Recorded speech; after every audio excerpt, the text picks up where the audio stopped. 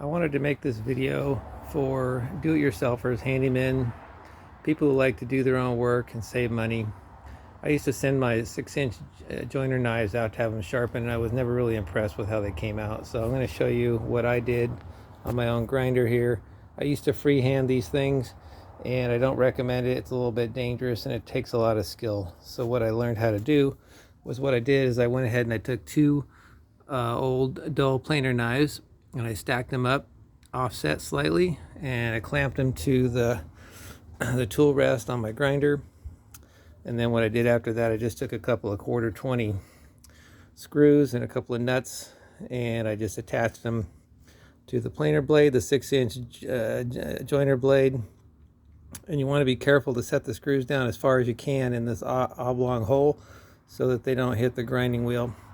And what you're going to do is you're going to line up these preset blades here as level and as square as you can. You want them level and square to the grinding wheel so you get a good grind. And then you're going to take this set up here, and you're just going to carefully lean it up against the wheel until it taps the wheel.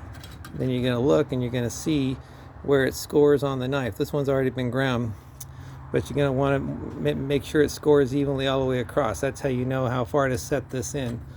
If it's too high, you want to push it in a little bit. If it's too low, you want to bring back your guide slightly. So what you're going to do is after you get it set where you want it, you're just going to hold this with two hands. I can't film this and hold it at the same time, but what you're going to do is you're going to have your thumb and forefinger on the screw, and you're going to put your little finger, pinky finger, in the hole, the far hole on the blade, like so, with two hands, and you're just going to lightly tap the wheel, and you're just going to run it back and forth like this. You're going to want to start from one end and lightly press and go all the way across until you finish. Then you're going to inspect the blade, and you're going to want to dunk it in some cold water periodically, probably maybe every pass, so it doesn't get hot, because obviously you don't want to ruin your edge with too much heat. But as you can see, that puts a pretty nice edge on that thing.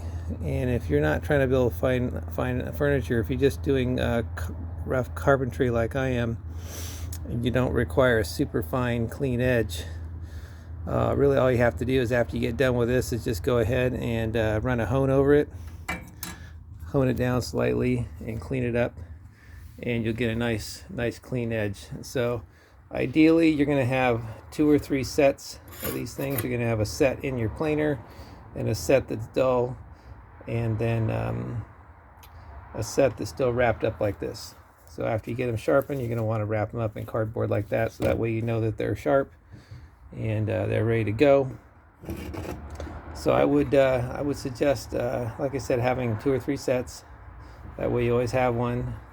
And then if it comes down to it's a Sunday night and you can't get these things sharpened anywhere, and you want to try out your luck, it's not really luck, it's just skill. So make sure you have some patience and some time, and it will cost you $0 to sharpen your own blades. And when you're all done, you'll be, I think, pleasantly surprised how easy it is to sharpen your own blades on your grinder at home. Happy sharpening, and keep them sharp.